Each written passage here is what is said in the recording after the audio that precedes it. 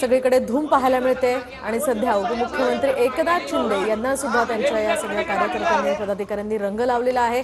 मोठी गर्दी या ठिकाणी कार्यकर्त्यांची झालेली आहे। उपमुख्यमंत्री एकनाथ शिंदे यांच्यासह हे सगळे कार्यकर्ते आणि पदाधिकारी यांची ही होळीची दृश्य सध्या आपण TV9 मराठीवर पाहतोय।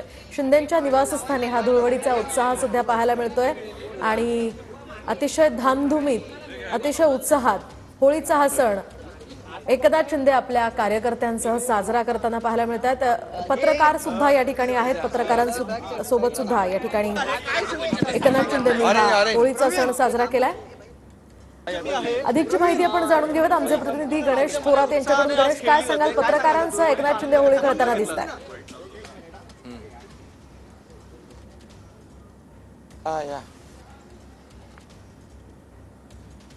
तर एकूणच आपण पाहतोय सध्या आज होळीचा सण आहे। आता उपमुख्यमंत्री एकनाथ शिंदे माध्यमांशी संवाद साधतील, मात्र त्याआधी आपण पाहतोय सगळ्या पत्रकारांना रंग लावून त्यांनी आज हा होळीचा सण साजरा केलेला आहे। त्यांच्या कार्यकर्त्यांसह सुद्धा उपमुख्यमंत्री एकनाथ शिंदेंनी होळी साजरी केली। तमाम महाराष्ट्रातल्या जनतेला काल होळी झाली आणि आज धुळवड आहे।